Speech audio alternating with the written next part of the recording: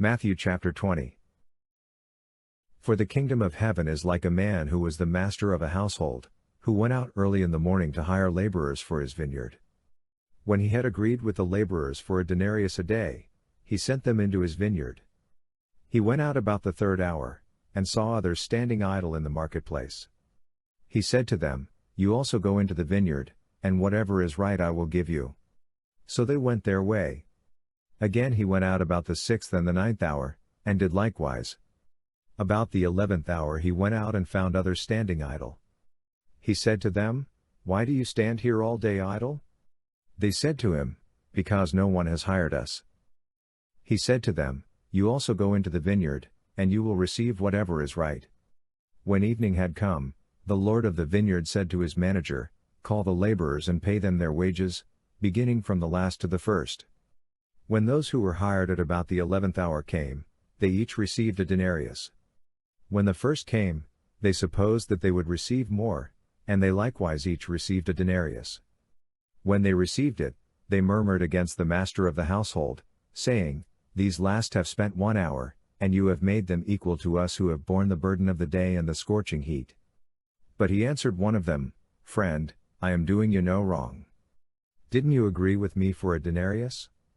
Take that which is yours, and go your way.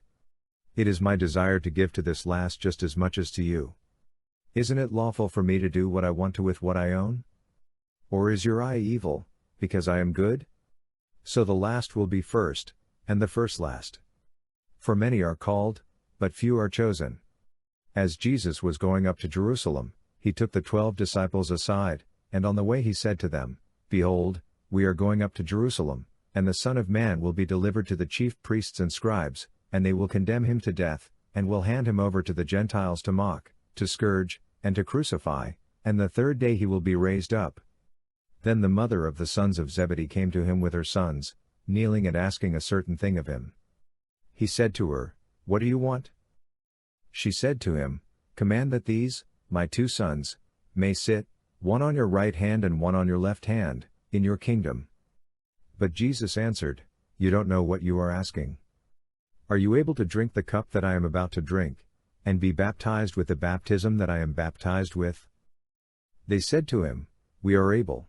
He said to them, "You will indeed drink my cup, and be baptized with the baptism that I am baptized with, but to sit on my right hand and on my left hand is not mine to give, but it is for whom it has been prepared by my Father." When the 10 heard it, they were indignant with the 2 brothers. But Jesus summoned them, and said, "You know that the rulers of the nations lord it over them, and their great ones exercise authority over them. It shall not be so among you, but whoever desires to become great among you shall be your servant. Whoever desires to be first among you shall be your bondservant, even as the Son of Man came not to be served, but to serve, and to give his life as a ransom for many." As they went out from Jericho, a great multitude followed him. Behold, 2 blind men sitting by the road, when they heard that Jesus was passing by, cried out, "Lord, have mercy on us, you Son of David."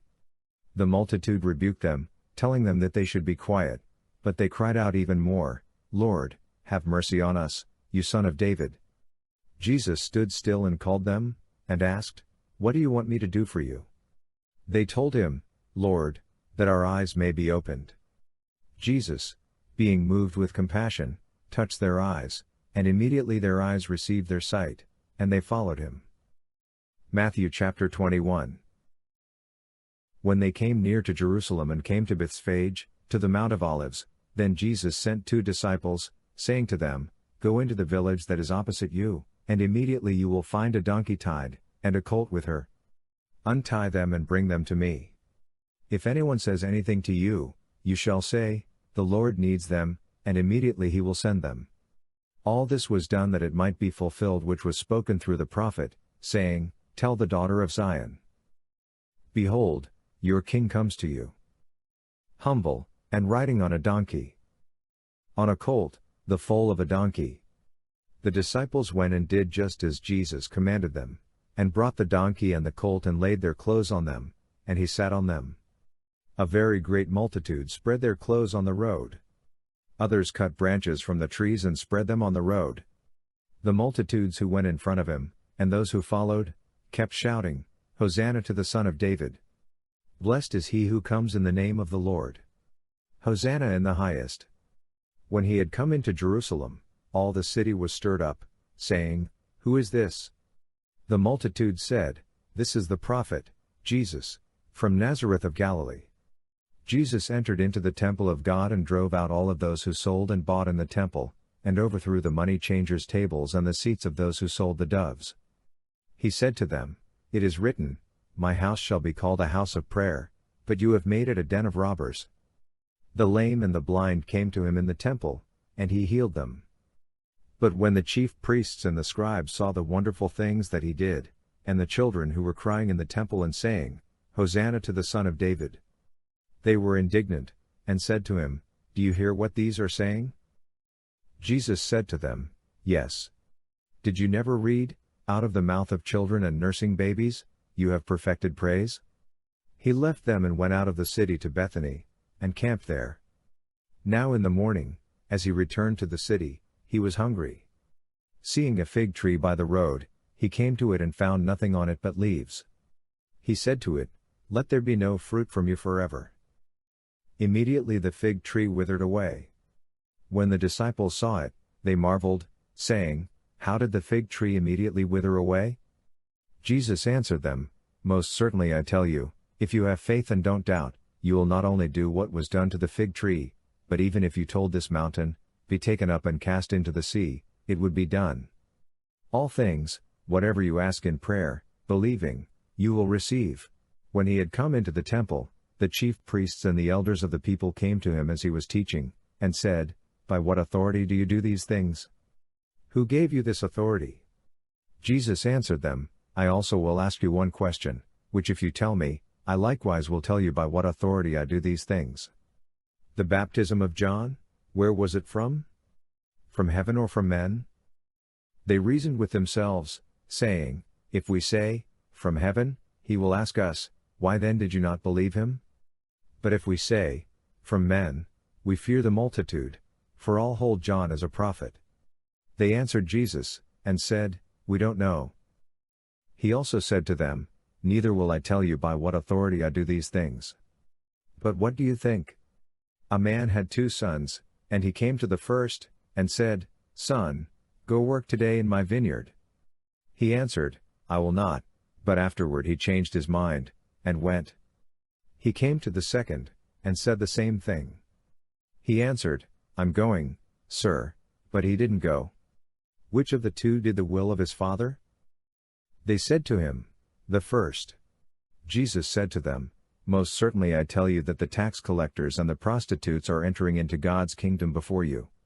For John came to you in the way of righteousness, and you didn't believe him, but the tax collectors and the prostitutes believed him. When you saw it, you didn't even repent afterward, that you might believe him. Hear another parable. There was a man who was a master of a household who planted a vineyard, set a hedge about it, dug a wine press in it, built a tower, leased it out to farmers, and went into another country. When the season for the fruit came near, he sent his servants to the farmers to receive his fruit. The farmers took his servants, beat one, killed another, and stoned another. Again, he sent other servants more than the first, and they treated them the same way. But afterward he sent to them his son, saying, 'They will respect my son.' But the farmers, when they saw the son, said among themselves, 'This is the heir. Come, let's kill him and seize his inheritance.' So they took him and threw him out of the vineyard, then killed him. When therefore the Lord of the vineyard comes, what will he do to those farmers?" They told him, "He will miserably destroy those miserable men, and will lease out the vineyard to other farmers who will give him the fruit in its season." Jesus said to them, "Did you never read in the Scriptures? The stone which the builders rejected was made the head of the corner. This was from the Lord.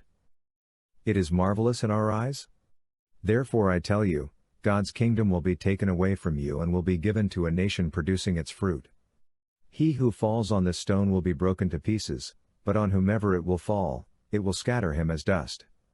When the chief priests and the Pharisees heard his parables, they perceived that he spoke about them.